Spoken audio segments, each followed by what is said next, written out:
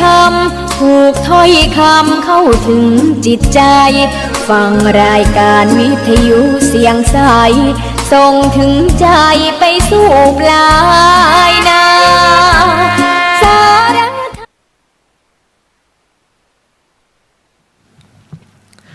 สวัสดีครับสวัสดีค่ะครับก็มาพบกับพวกเราอีกเช่นเคยนะครับกับรายการอะไรนะครับที่เจปองครับ Wednesday นะคะทุกๆวันพุธนะคะเวลา1:20 ถึง 2 ทุ่มค่ะใช่ครับวันนี้นะครับพวกเราก็มาสวัสดีนะครับแล้วพวกเรานะครับก็มีเรื่องราวดีๆมาฝากกันแต่ก่อนอื่นที่เราจะเข้าเนื้อหากันนะครับวันนี้พวกเราจะต้องมาขออภัยนิดนึงเนาะเพราะว่าวันนี้อาจจะเป็นครั้งสุดท้ายของพวกเราแล้วในการจะจัดรายการวิทยุซึ่งตอนนี้รู้สึกแบบมันไม่เหมือนเดิมนะครับคือเหมือนกับวันนี้เราต้องพยายามพูดทุกอย่างให้เต็มที่เพราะว่าเราใช้ทุกๆวันนะครับเหมือนเป็นวันสุดท้ายครับเราให้ความสำคัญกับทุกๆวันไม่ว่าจะเป็นวันที่เรากำลังจัดรายการวิทยุหรือว่าไม่ได้จัดนะครับแต่ว่าดีเจปองรู้สึกยังไงบ้างครับวันนี้หลังจากที่ต้องมาจัดเป็นครั้งสุดท้ายแล้วก็รู้สึกเสียดายนะคะแต่ว่าทุกคนมีความฝันก็ต้องไปตามหาความฝันนะคะส่วนตัวดิฉันก็ต้องกลับไปหางานค่ะ ก็ต้องกลับไปหางานกันต่อนะครับก็มันไม่มีงานเลี้ยงใดนะครับไม่มีวันเลิกลาเนาะใช่ครับแต่ไม่รู้ว่าวันไหนมันจะเกิดขึ้นก็เท่านั้นเองครับแต่ว่าวันนี้นะครับเรามีหัวข้อดีๆนะครับจากนิตยสารเล่มนี้เลยนะครับชื่อว่านิตยสาร Secret นะครับนะครับไม่ว่านี่อันนี้นะครับเป็นรูปหน้าปกของคุณเต๋อนะครับใช่แต่ว่าซึ่งเราก็พูดกันไปแล้วอาทิตย์ก่อนๆเนาะใช่ครับแต่ว่าอาทิตย์นี้เนี่ยเราอยากจะทิ้งท้ายเอาไว้นะครับก็เป็นหัวข้อดีๆคือวันนี้เราเสนอหัวข้อนะครับว่าทำอย่างไรถึงจะต้องรักตัวเองค่ะเพราะว่าหลายคนนะครับอาจจะหลงลืมไปนะครับเราไม่ได้ใส่ใจตัวเองมากมัวแต่ใส่ใจกับความรู้สึกของคนอื่นใช่ไหมครับดีเจปองครับดีเจปองเคยเป็นไหมครับว่าบางครั้งเนี่ยเราแคร์คนอื่นมากกว่าแคร์ความรู้สึกของตัวเองก็มีบ้างค่ะแต่ว่าถ้ากับแฟนเหรอคะดิฉันไม่ได้ขนาดนั้นนะใช่ครับคืออาจจะเป็นเราอาจจะไม่แน่ใจเหมือนกันนะครับเพราะว่าอาจจะเป็นแค่ช่วงแรกหรือเปล่าเนาะแต่พอช่วงหลังๆมันก็กลับมารักตัวเองจริงๆใช่เพราะว่าความรักครั้งแรกนะคะมันก็จะมีการคาดหวังเสมอละค่ะว่าเขาจะต้องรักเราในแบบที่เราหวังไว้ครับแต่สุดท้ายมันก็ไม่ได้เป็นอย่างหวังอะค่ะใช่ครับเพราะว่าทุกอย่างมันคือภาพที่เราเนี่ยจินตนาการไปเองนะครับว่ามันน่าจะเป็นแบบนั้นแต่สุดท้ายมันอาจจะไม่ได้สมหวังนะครับในช่วงที่เรามีความสุขบางครั้งเราหลงลืมไปนะครับว่าเราไม่ได้เป็นตัวของตัวเองค่ะแล้วที่สำคัญคือเราเอาแต่แคร์ความรู้สึกของคนอื่นมากกว่าความรู้สึกของตัวเองนะครับจนมาในวันนี้นะครับก็มีบทความดีๆนะครับเกี่ยวกับเรื่องที่เกิดขึ้นที่ประเทศญี่ปุ่นเลยถ้าพูดถึงประเทศญี่ปุ่นแล้วดีเจปรองมองว่ายังไงบ้างครับคนส่วนใหญ่เป็นกลุ่มคนสูงอายุใช่ไหมครับใช่ค่ะใช่แบบหลังจากนั้นไม่ค่อยจะมีวัยรุ่นสักเท่าไหร่มีแต่กลุ่มผู้สูงอายุเพราะว่าในเรื่องของระบบของการแพทย์เนี่ยค่อนข้างที่จะดีมากๆเลยใช่ค่ะทำให้คนอยู่อาหารดีบรรยากาศดีทั้งดีหมดทุกอย่างเลยนะครับประเทศไทยเราก็ดีเหมือนกันฉะนั้นประเทศเราก็ใกล้เข้าสู่ประเทศที่จะมีผู้สูงอายุใช่เพิ่มขึ้นนะคะก็จะเริ่มเพิ่มขึ้นมาแล้วแต่ว่าวันนี้นะครับที่เรามาเสนอนะครับก็ไม่ได้จะมาพูดว่าที่ญี่ปุ่นมีสถานที่ท่องเที่ยวอะไรแต่วันนี้เราจะมาพูดถึงหัวข้อนะครับการเตรียมตัวตายนะครับกระแสใหม่ที่เกิดขึ้นในประเทศญี่ปุ่นนะครับอันนี้นะครับเป็นหัวข้อที่น่าสนใจมากที่จะปองครับถ้าเราพูดว่าเฮ้ยเตรียมตัวตายบางคนบอกเฮ้ยเตรียมตัวตายหมายความว่าพรุ่งนี้ฉันเตรียมตัวตายเลยใช่ไหมพรุ่งนี้ฉันเก็บของอะไรเรียบร้อยแล้วทำไมถึงเขาต้องเตรียมตัวตายใช่ถ้ามันมีเหตุผลนะครับที่เขาบอกเอาไว้ว่าทำไมถึงจะต้องเตรียมตัวตายเพราะว่าคนญี่ปุ่นเนี่ยเป็นชาติที่เราเรียกว่ามีการเตรียมตัวสูงนะครับก็หมายถึงว่าเป็นชาติที่มีการเป็นคนที่คิดวางแผนใช่ครับดีมากเลยก็เป็นคนที่คิดนะครับแล้วก็วางแผนว่าชีวิตของตัวเองเนี่ยหลังจากที่เรามีอายุมากปุ๊บเกษียณหลังจากนั้นเขาจะทำชีวิตของเขาเนี่ยไปในทิศทางไหนซึ่งก็มีการวางแผนอะไรมากมายนะครับแล้วก็บทความนี้เนี่ยทำไมผมจะต้องเอามาฝากไว้กับทุกท่านนะครับไม่ได้บอกว่าบทความนี้เหมาะกับคนที่อายุเยอะ ค่ะ ก็ไม่ใช่นะครับแต่เราบอกว่าแต่บทความนี้เนี่ยมันแทรกนะครับในเนื้อหาที่น่าสนใจเลยก็คือการที่เราเนี่ยเป็นตัวในทุกๆสถานการณ์ถ้าเรารักตัวเองจริงๆนะครับมันก็จะไม่ย้อนแย้งกับเรื่องที่เราจะพูดก็คือว่าการรักตัวเอง ค่ะ เพราะถ้าเรารักตัวเองเนี่ยเราจะมีการเตรียมตัวการวางแผนในการใช้ชีวิต ค่ะ หรือแม้แต่วินาทีสุดท้ายที่เราจะต้องจากโลกใบนี้ไป ค่ะในที่นี้การเตรียมตัวตายนี่อาจจะไม่ใช่แค่คนผู้สูงอายุอย่างเดียว ก็ ครับ เป็นของวัยรุ่นวัยทำงานก็เจอเยอะเหมือนกันนะคะ ใช่ครับ เพราะว่าคนที่อยู่ในวัยรุ่นวัยทำงาน เราไม่รู้ในอ เขา นาคต เขาอาจจะประสบปัญหากับการ อ่า เครียดปัญหาจากการทำงาน ใช่ครับ แล้วบางคนเนี่ยไม่ได้ทำในสิ่งที่ตัวเองอยากทำ ใช่หรือว่า อ่า ปัญหาครอบครัว ปัญหาการเรียนอะไรต่าง ใช่ครับบางครั้งเนาะคือคนเราอ่ะผมเชื่อว่าเราไม่ได้เจอในโลกของความทุกข์เสมอไป ๆ ค่ะ ในโลกของความทุกข์เนี่ยมันก็มีในเรื่องของความสุขเข้ามาได้เหมือนกัน ผมไม่เชื่อหรอกครับว่าคนเราจะทุกข์ตลอดชีวิต ค่ะ มันก็มีความสุขเหมือนกัน แต่แค่ว่าเราอ่ะจะมองมุมไหนมากกว่ากัน เหมือนมีกล่องอยู่กล่องหนึ่งมีหลายมุม ถ้าเรามองอีกด้านหนึ่งแค่ด้านเดียว มันก็มีแค่ด้านเดียว แต่ถ้าเราพลิกกล่องมันก็มีอีกหลายมุมที่ทำให้ชีวิตของเราเนี่ยน่าสนใจได้เรียนรู้แล้วก็ได้เอาแนวคิดดีๆเนี่ยไปปรับไปใช้กับชีวิตของพวกเรานะครับ แล้วก็พวกเรานะครับก็ต้องเข้าเรื่องกันเลยนะครับ เพราะว่าที่เราบอกนะครับว่าคนญี่ปุ่นนะครับมักมีคำเรียกนะครับ กิจกรรมอันนี้นะครับก็คือการหาสิ่งต่างๆนะครับ โดยใช้คำว่าคัตสุดีเจปรองเคยได้ยิน คัตสึค่ะ อ่าน คุณดีเจเฟยอ่าน อ่าน เป็น ว่า ส ยัง ไต ไง ล์ นะครับ ญี่ปุ่น ต้องให้คุณ คัตสึ ปองนะครับ เพราะว่าคุณปองเนี่ยมีโอกาสเรียนภาษาญี่ปุ่นมาด้วย ค่ะ ใช่แต่ว่าถ้าเป็นภาษาจีนนะครับอันนี้มันอ่านว่าหัวนะครับอันนี้ หัวนี่ก็แปลว่า ชีวิต ชีวิตเนาะ ใช่แปลว่าชีวิตนะครับ แต่ว่า ค่ะ ในภาษาญี่ปุ่นพูดว่ายังไงนะครับ คัตสึ คัตสึนะครับแต่ถ้า ค่ะ ถ้าผมอ่านเนี่ยก็จะกลายเป็นคัตสุเลยจริงๆ ค่ะ มันต้องอ่านว่าสึใช่ไหมครับซึ่งจริงๆนะครับมันก็แปลว่าชีวิตหรือแปลว่ากิจกรรมนะครับอันนี้นะครับก็เป็นรูปแบบกิจกรรมนะครับที่ดีมากเลยนะครับ และที่สำคัญไปกว่านั้นนะครับยังมีกิจกรรมการหาแฟนด้วยนะครับ แล้วก็ล่าสุดตอนนี้นะครับคนญี่ปุ่นเนี่ยกำลังเริ่มเตรียมตัวนะครับชักคัตสุนะครับอ่านว่าอะไรนะครับที่เจปอง ชู ครับ คัตสึ จูคัตสึนะครับหรือกิจกรรมนะครับเตรียมตัวจากโลกนี้ไปนั่นเอ โอ้ งนี่ครับก็เป็นกิจกรรมของคนญี่ปุ่น ถ้าเราได้ยินได้ยินคำว่านะครับ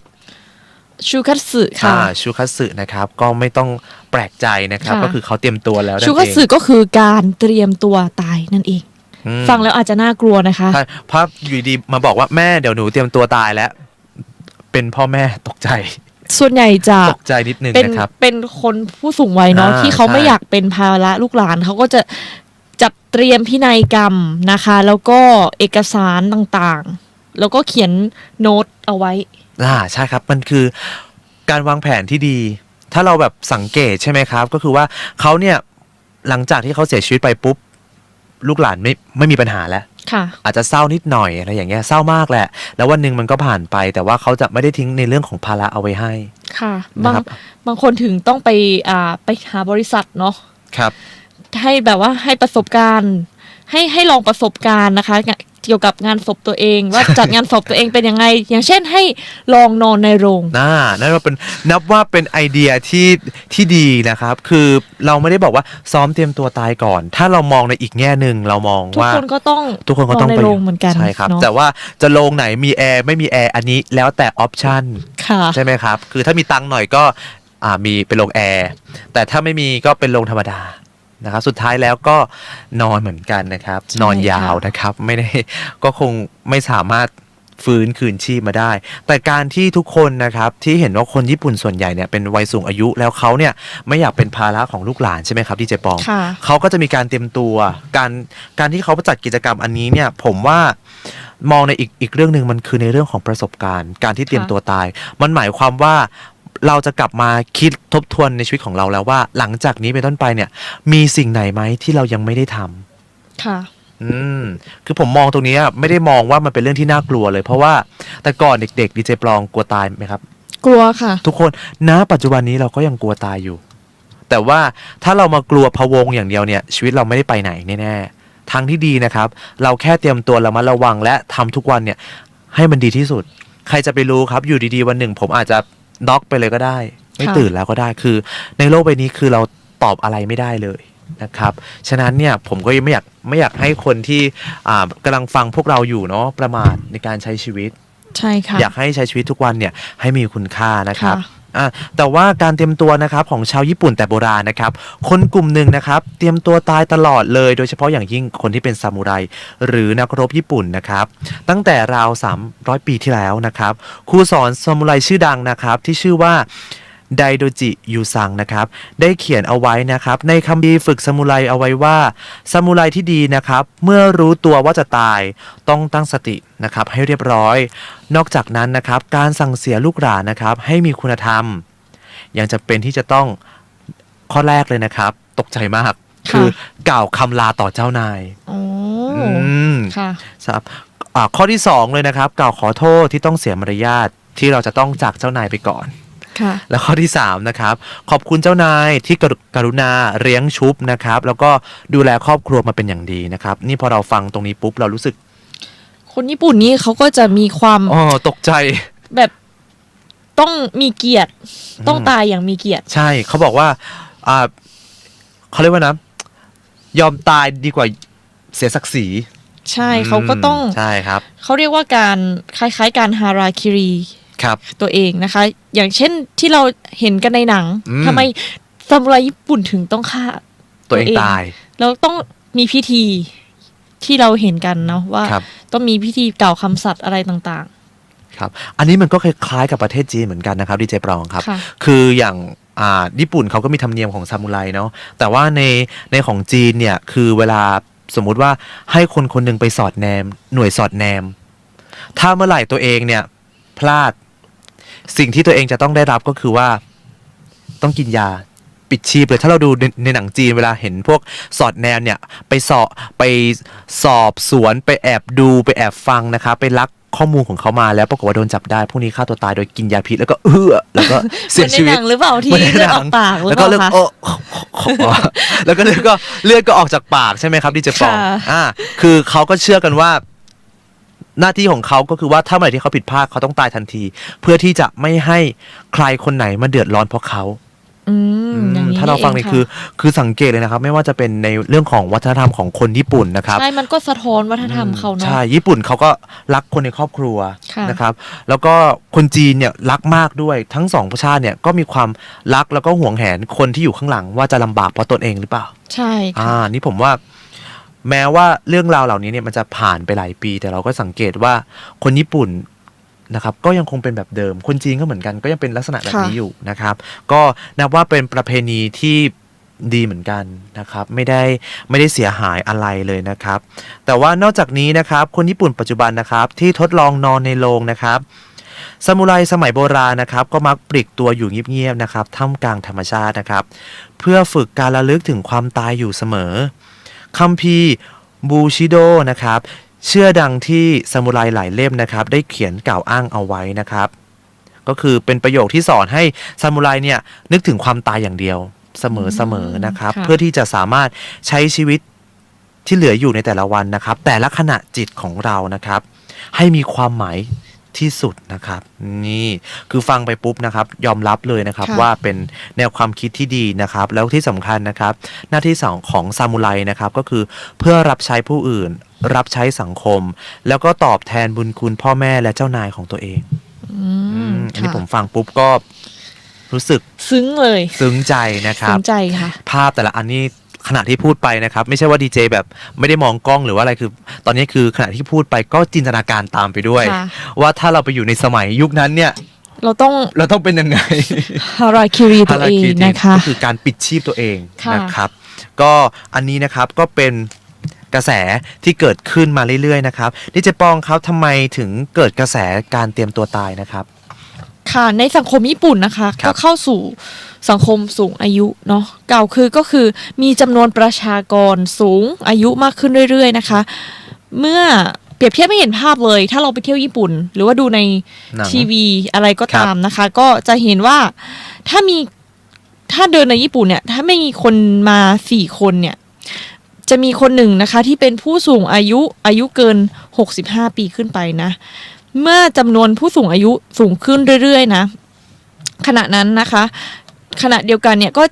ก็จะมีคนหนุ่มสาวลดลง ครับ ผู้สูงอายุนะคะจึงเป็นห่วงไม่อยากสร้างความยากลำบากให้ลูกหลานนะคะ จึงต้องมานั่งสะสางเอกสารทรัพย์สมบัติต่างๆนะคะ หรือในตอนที่ตนเองเนี่ยก่อนจะจากโลกนี้ไปเนาะเขาก็จะต้องมีการเขียนพินัยกรรมเอกสาร นอกจากนี้นะคะแล้วก็เป็นเทคโนโลยีการแพทย์พัฒนาขึ้นเรื่อยๆนะคะทำให้อายุคนยืดอายุคน ใช่คือด้วยคนญี่ปุ่นมีวินัยกับตัวเองอยู่แล้ว ใช่ ไม่ว่าจะเป็นเรื่องของการดูแลชีวิตตัวเองหลังเกษียณใช่ไหมครับ ค่ะ การดูแลเรื่องสุขภาพ และที่สำคัญคือในเรื่องของการแพทย์อีกดี การแพทย์เขาดีมากค่ะ การแพทย์เขาดีมากทำให้ในยุคปัจจุบันคนตายน้อยมาก ใช่ อ คนญี่ปุ่นอายุ ยืนนะครับ ถือว่าอายุยืนนะคะ เพราะว่าดิฉันเคยไปเที่ยวญี่ปุ่นเนาะค่ะแล้วก็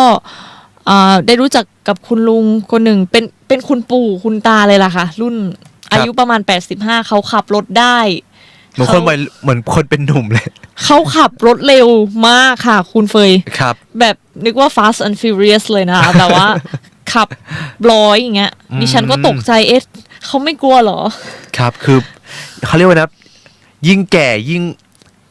งมีไฟพวกเนี้ยนะครับเหมือนขิงแก่อะไรอย่างเงี้ยครับมันจะมีไฟนะค เหมื รั อบ นเขาก็มีความสุขเนาะเขา ใช่ เขาดูแลตัวเองดีมากด้วย เพราะว่าตอนเหมือนกันครับดีเจปองแต่ว่าของผมเนี่ยไปในฐานะนักท่องเที่ยว ไม่ได้แบบว่าไปเหมือนดีเจปองที่แบบไปใช้ชีวิต ค่ะ ตั้งหลายเดือนนะครับอยู่ที่ประเทศญี่ ไม่ ปุ่น ถึงเดือนค่ะ ประมาณ อาทิตย์ กี่ หนึ่งค่ะ ประมาณอาทิตย์หนึ่งเนาะ ค่ะ แต่ว่าตัวของดีเจเองก็เคยไปแต่ไม่ถึงอาทิตย์เองอะประมาณ5 วัน ค่ะ ก็เกือบอาทิตย์หนึ่งนะครับพอไปจริงๆก็ยอมรับเลยนะครับว่าเรื่องอาหารแล้วก็เรื่องสาธารณูปโภคเนี่ยยอมรับเลยว่าดีมาก ค่ะ ก็คือถ้าผมอยู่ญี่ปุ่นผมก็สบาย ผมไม่แปลกใจที่ว่าคนถึงชอบไปญี่ปุ่น ใช่ค่ะ เพราะว่าเป็นเมืองที่มันก็ไม่ใช่เมืองตาต่อนยอนเนาะเขาก็เป็นเมืองปกติเหมือนเมืองกรุงเทพนี่แหละ แต่ว่ามันมีความน่ารัก แล้วก็มีความเอาใจใส่อะไรเข้าไปอยู่ ไม่ประเทศเขาสะอาดค่ะ เออ ดิฉัน สะ เคย อาด คนเขามีระเบียบ ใช่นี่เราไม่ได้โยงมากับประเทศเรามันก็คนละแนวกันเนาะ ค่ะ ประเทศเราก็น่ารักในแบบของพวกเรานะครับ แล้วก็ประเทศญี่ปุ่นเขาก็มีความสะอาด ใช่ เหมือนที่เราเห็นในข่าวเลยว่าขนาดน้ำท่วมรถไฟฟ้า ค่ะ ตรงพื้นนี่ใสกิ๊กเลย อืม อืม ไม่เห็นขยะลอย ไม่ เล เห็ ย น เนาะ ขยะลอยเลยนะครับ ก็คือว่ายอมรับจริงๆว่าเขาจัดการในเรื่องระเบียบของคนนะครับ แล้วก็เรื่องของสิ่งแวดล้อมเนี่ยได้ดีมากเลยนะครับ ถ้าเรามาเห็นนะครับ เราก็จะเห็นถึงความเชื่อมโยงกันนะครับ ว่าทำไมคนญี่ปุ่นเนี่ยถึงมีการวางแผนชีวิตนะครับ เอาไว้แบบอย่างดีเยี่ยมเลยนะครับ ค่ะ แล้ววิธีการที่เตรียมตัวตายเนี่ยคนญี่ปุ่นทำอะไรบ้างครับ ค่ะ พี่เจปรองครับ ใช่ค่ะ มีกิจกรรมหลายด้านนะคะ และบริษัทญี่ปุ่นเนี่ยก็ออกมาบุกตลาดนี้เป็นเรื่องเป็นราวเลยค่ะ อืม เช่น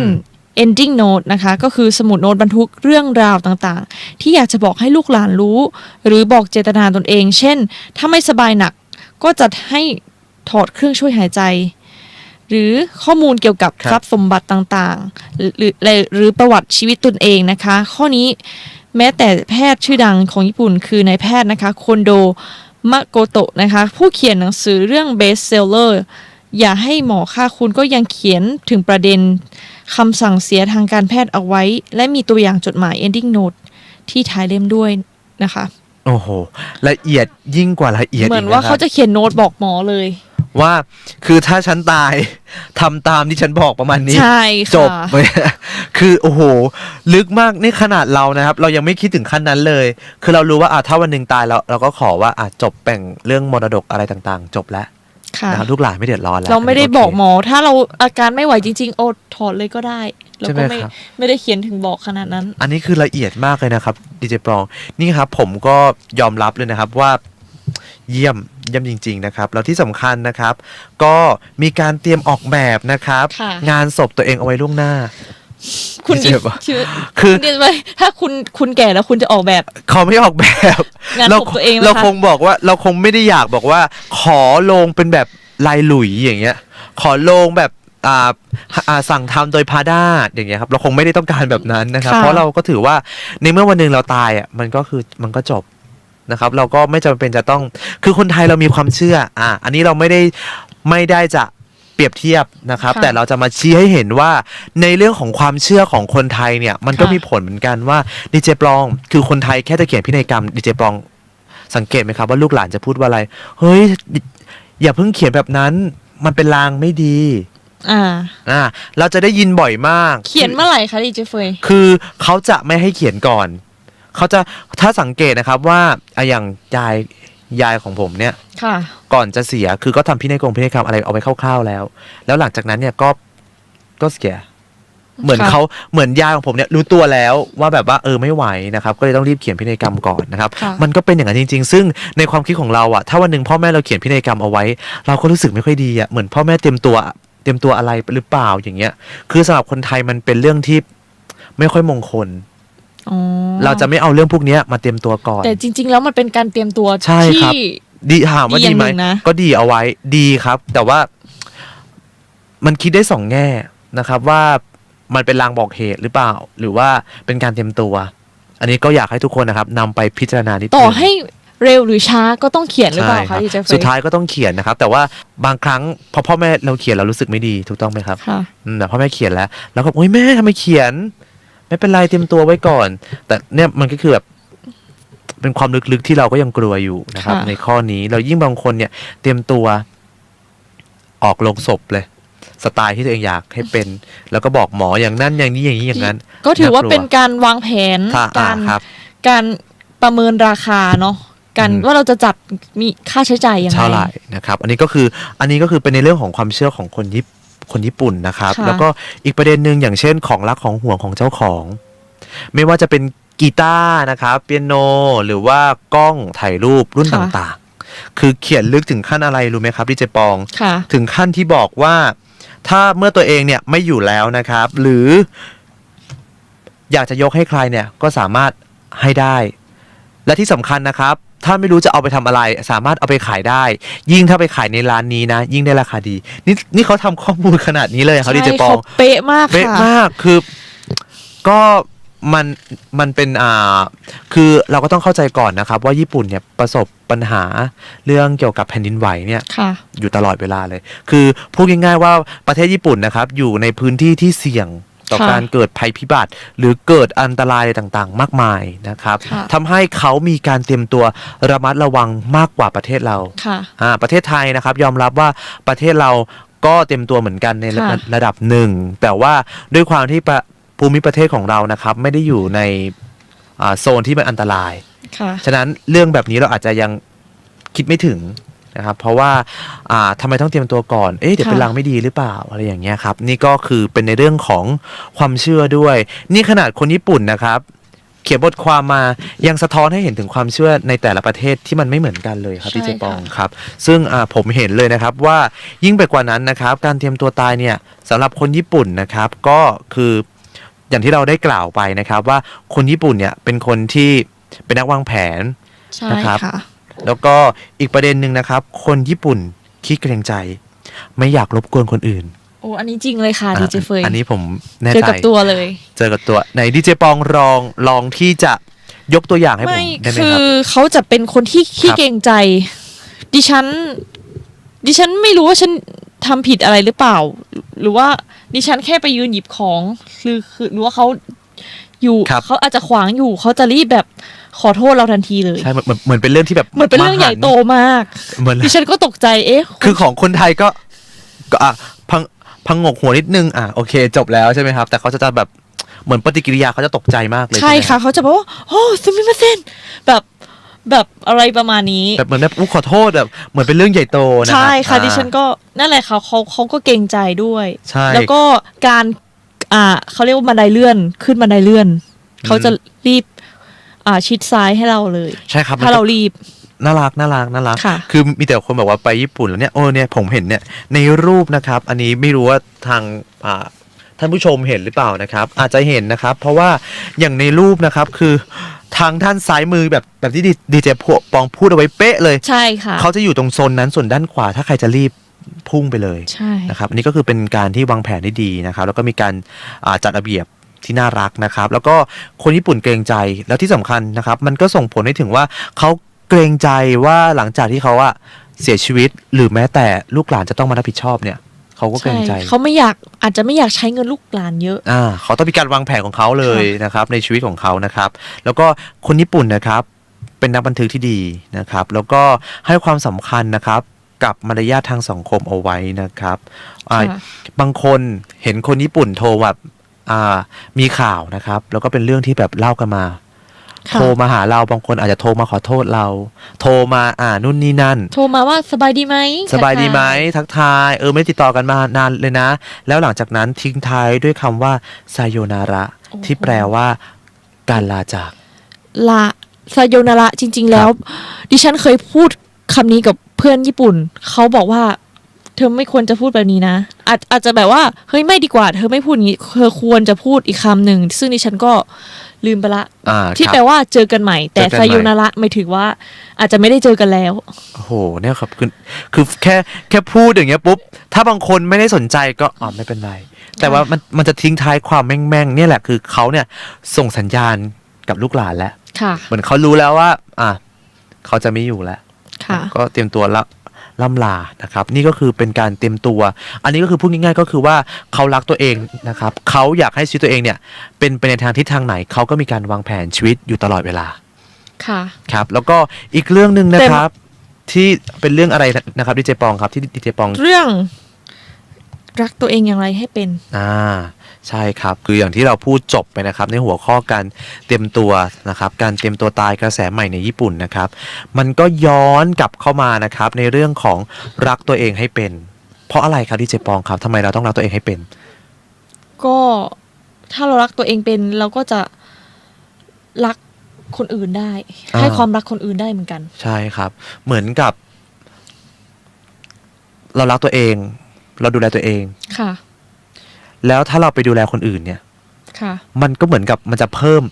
เลเวลใช่เพราะว่าก็เหมือนกับแก้วน้ำเราเติมเต็มให้ตัวเองแล้วเราก็สามารถพร้อมจะเทน้ำให้คนอื่นเสมอเนี่ยครับมันก็คือการรักตัวเองให้เป็น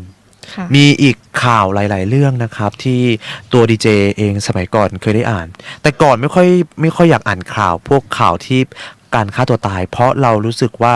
มันเป็นเรื่องที่บางคนแค่ช่วงชีวิตหนึ่งเจอปัญหาที่มันไม่ดีใช่ใช้วิธีการจบชีวิตค่ะเป็นได้ทุก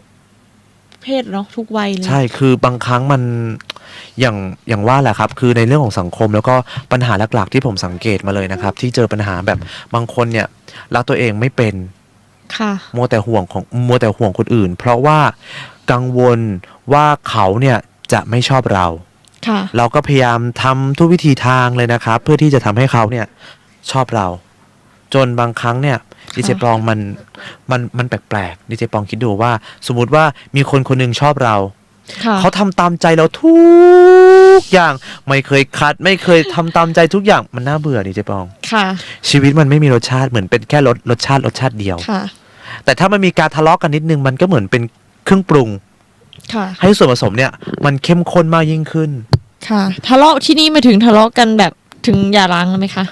มันก็แล้วแต่คนนะครับมันพูดง่ายๆก็คือว่าบางคนอาจจะใช้คำว่ารักตัวเองให้เป็นผิดวิธีพอเจอปัญหาหนึ่งอันใช่ฉันรักตัวเองฉันจะไม่เข้าไปอยู่ในสถานการณ์แบบนี้จบเลิกชีวิตมันจะไปไหนได้ครับใช่ไหมครับมันก็ต้องรักตัวเองอย่างไรนะครับให้ถูกต้องนะครับโดยไม่ทำให้คนอื่นเนี่ยเป็นทุกข์นะครับเดี๋ยวตัวนี้ดีเจปองจะมากล่าวคร่าวๆนะครับรักตัวเองอย่างไรครับค่ะถ้าพูดถึงความรักนะคะก็ต้องมีความเข้าใจเป็นรากฐานนะคะครับถ้ารักเนี่ยก็ถ้าเราคิดจะรักเนี่ยเราต้องมีรักอย่างมีสติปัญญาครับเราก็จะเข้าใจคนที่เรารักนะคะทุกคนอยากรักเป็นแต่ไม่รู้จะเริ่มอย่างไร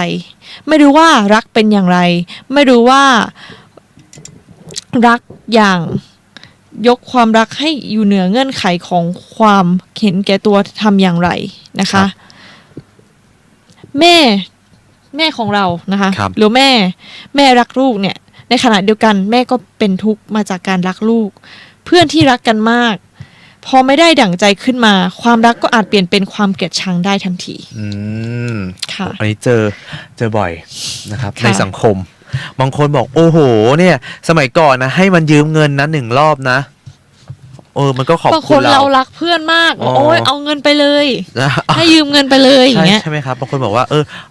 เอาเงินไปยืมเอาเงินไปเลยให้แต่พอมารอบจริงไม่คืนเรา แต่พอว่าเราทวงโกรธเราเหมือนไปฉีกหน้าเขานะครับ อันนี้ก็ฉะนั้นเนี่ยรักอย่างไรนะค ก็ รับ กลายเป็นว่ามิตรภาพถูกทำลายเพราะเงินหรือเปล่า ใช่ครับจริงๆแล้วนะครับเราจะเห็นได้ว่านะครับความรักกับความเกลียดชังเนี่ยก็อยู่ในหัวใจดวงเดียวกันนะครับขึ้นอยู่กับว่าจังหวะไหนที่เรามีสติ จังหวะนั้นนะครับเราจะมีความรักที่อยู่เหนือเงื่อนไขของความเห็นแก่ตัวครับแต่จังหวะไหนนะครับมีกิเลสครอบงำนะครับแล้วคนที่เรารักนะครับไม่เป็นดั่งใจ เราอาจเห็นความทุกข์อันเกิดจากความเห็นแก่ตัวของเราก็ได้อย่างอีกเรื่องหนึ่งที่ผมขอสอดแทรกนิดนึงนะครับเป็นละครเรื่องหนึ่งไม่รู้ดีเจปองดูหรือเปล่านะครับ ค่ะ มันเป็นละครในเชิงครอบครัวผมเนี่ยชอบดูละครแต่ไม่ดูจนติดแต่ว่าจะดูว่าข้อคิดมันมีอะไรบ้าง ค่ะ บางคนบอกว่าละครไทยน้ำเน่าแต่ถามหน่อยว่าทำไมบางคนเนี่ยชีวิตจริงน้ำเน่ากว่าละคร ค่ะ เพราะละครไทยเราคือเราเอาสแตนดาร์ดของชีวิตในสังคมเนี่ยมาตีแผ่ ใช่ ผ่าน ค่ะ ตัวนักแสดง ค่ะ นะครับฉะนั้นเราจะเห็นได้เลยนะครับอย่างในเรื่องของสามีสีทองไม่ดูว่า คุณดีเจเคยดูด้วยเหรอคะ ดูครับเพราะว่าตอนนั้นกลับไปที่บ้านเห็นพ่อแม่ดู ค่ะ ก็ดูตามนะครับก็ได้เห็นปัญหาครอบครัวที่เกิดขึ้น ค่ะ สามีเป็นคนที่ดีมากแสดงโดยคุณสอนรามเทพิทักษ์ ค่ะ ส่วนนางเอกนะครับถ้าจำไม่ผิดนามสกุลปุญญกันผมลืมไปแล้วคุณนุสบาปุญญกัน ค่ะ ใช่แสดงให้เห็นนะครับเป็นนักแสดงที่ยอดเยี่ยมมากเลยว่าแสดงให้เห็นว่าปัญหาที่มันเกิดขึ้นในครอบครัวเนี่ยมันเกิดจากความรัก ค่ะ ที่รักมากเกินไปแล้วไม่ดูความจริงว่าอีกฝ่ายนึงเนี่ยเขาทุกข์จากสิ่งที่ตัวเองทำหรือเปล่า ค่ะ บางคนเป็นอย่างคุณสอนรามเป็นหัวหน้าครอบครัวใช่ไหมครับก็จะรับผิดชอบในหน้าที่ของหัวหน้าครอบครัว ค่ะ แต่ในเรื่องพอกลับมาปุ๊บภรรยาก็เป็นแม่บ้านปกติไม่ได้มีสิทธิ์ไม่มีเสียงทำให้วันหนึ่งเนี่ยมันเกิดการทะเลาะกัน ค่ะ พอเกิดการทะเลาะกันสิ่งสำคัญที่สุดคือการที่เราเนี่ยจะหันมาฟังแล้วมานั่งปรับความเข้าใจกันไหม ค่ะ นะครับแต่สุดท้ายมันก็ทะเลาะกันเรื่องมันก็บานไป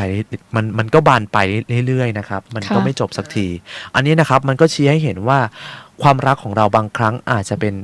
ความรักที่เห็นแก่ตัวก็ได้ ค่ะ บางครั้งเราบอกเรารักเขาแต่เราแบบ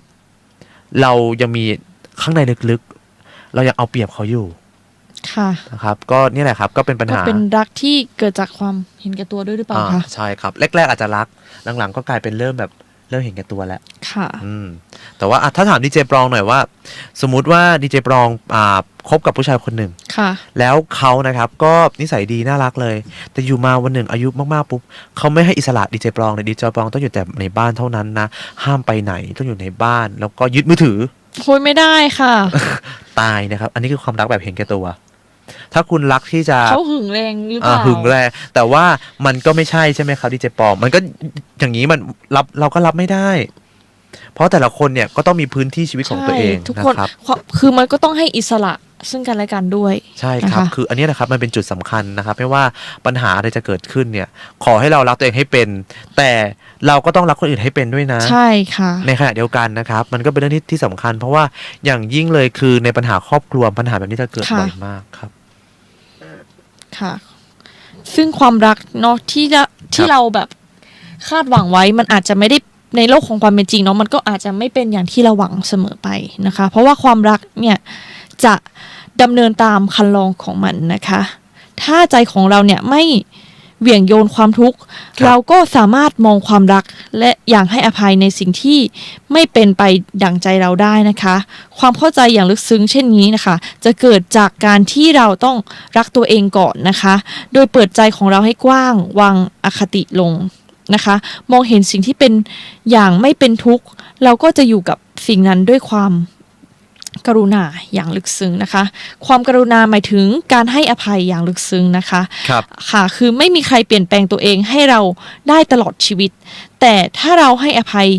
อย่างลึกซึ้งต่อคนที่เรารักเนี่ย เราก็จะถนอมรักเป็น แล้วความรักที่ไม่ปรารถนาจะครอบครอง จะทำให้เราเป็นคนมีเสน่ห์ค่ะดีเจเฟย ใช่ครับนี่คือการมันเหมือนเป็นแบบคือเรื่องที่เราเอามาโยงกันนะครับ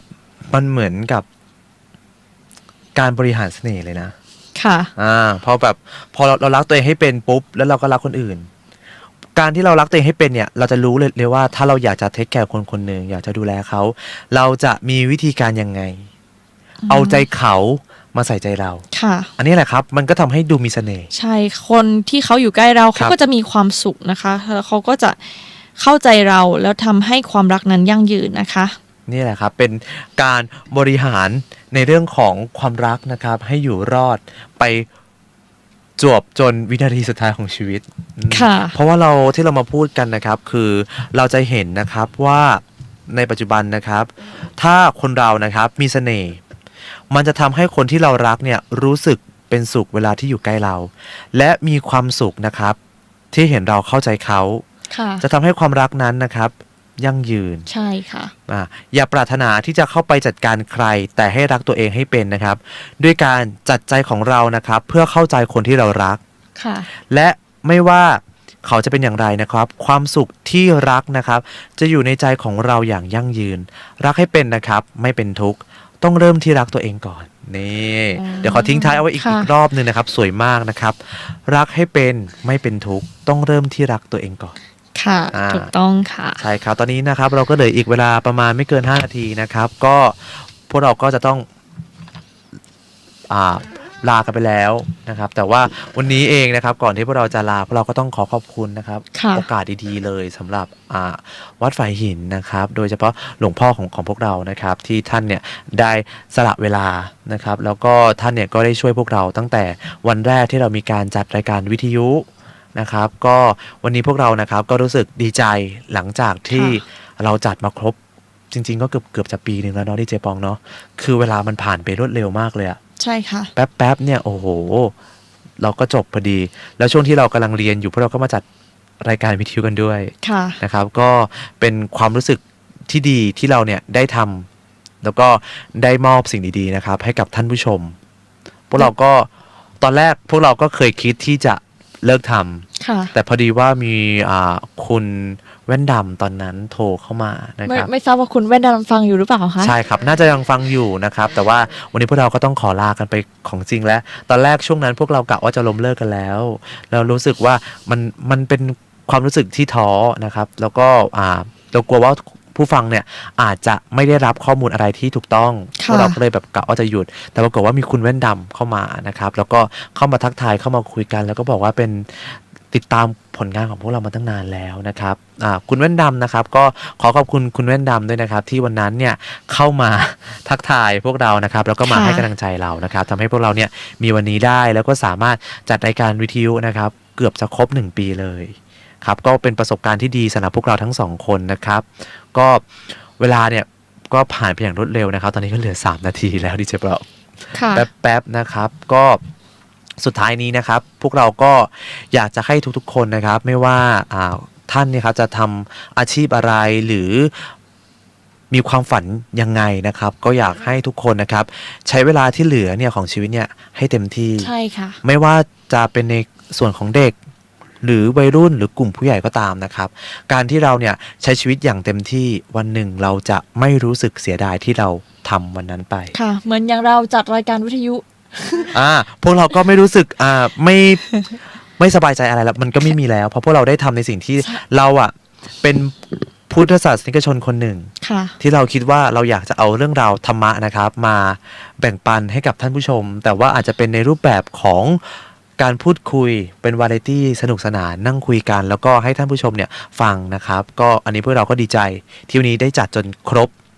กำหนด1 ปีพอดีเต็มนะครับ ไม่ถึง1 ปีหรือเปล่าคะดิเจเฟย จริง ๆ ก็เกือบ เกือบเลยค่ะ เกือบนะครับเกือบ ค่ะ จริง ๆ เกือบเลย แล้วก็แบบใจหายที่แบบมันรู้สึกใจหายที่เจปองจากทุกๆวันพุธเราจะต้องมาจัดรายการวิทยุแต่วันนี้เราต้องลากันไปแล้วนะครับก็ขอขอบคุณนะครับท่านผู้ฟังทุกๆคนนะครับโดยเฉพาะหลวงพ่อของพวกเราด้วยเนาะที่แบบให้โอกาสพวกเราได้มาจัดรายการวิทยุนะครับจนวันนี้นะครับก็วันนี้พวกเรานะครับก็ต้องขอลาไปก่อนนะครับแต่ก็อยากจะให้ทุกคนนะครับใช้ชีวิตให้เต็มที่นะครับก็วันนี้พวกเราทั้ง2 คนนะครับก็ขอลากันไปก่อนนะครับส่วนผมนะครับดีเจเฟยฟามิงโกนะครับแล้วก็ดีเจอะไรนะครับ ดีเจปรองนะคะ ไม่ทราบว่าจะมีใครมาจัดวิทยุ จัดวิทยุต่อเราหรือเปล่าคะดีเจเฟย อันนี้ไม่แน่ใจเหมือนกันนะครับ ก็ขอให้ทุกคนนะครับโชคดีนะครับ ก็มา ค่ะ เป็นแฟนคลับของพวกเรา ถ้า นะครับ ถ้าสนใจอยากเป็นดีเจเนาะอยากจัดรายการวิทยุนะคะก็เชิญกันเข้ามาได้เลยนะคะ ที่วัดฝายหินนะคะ ใช่ครับมาลองดูนะครับมาเล่าเรื่องราวเกี่ยวกับพุทธศาสนานะครับ ค่ะ ใน จริ รู งๆแล้ ป วเป็ แบ น บของพวกเรา ประสบการณ์ที่ดีมากๆเลยนะคะ ครับ ที่ได้ร่วมจัดรายการที่นี่เนาะ ใช่ครับ ถึงแม้ว่าเราจะต้องลาจากกันไป แต่ก็เราก็ยังมีรายการอื่นๆนะครับ ไม่ว่าจะเป็นรายการของพี่เดียวนะครับ ค่ะ รายการแบบรายการผีสอดแทรธรรมะนะครับ ใช่นะครับ ก็วันนี้พวกเราทั้งสองคนนะครับ ก็ขอลากันไปก่อนนะครับ ค่ะ ธรรมะสวัสดีครับ ขอบคุณนะครับ ค่ะสวัสดีค่ะ รับ น้ำมองพระศาสดา บอกผู้คนทั่วลาหันมาเข้าวัดฟังธรรมคลื่นเสียงนี้เป็นคลื่นธรรมะจากใจ ส่งถึงบ้านไกลบ้านไกล ฟังได้สุขใจ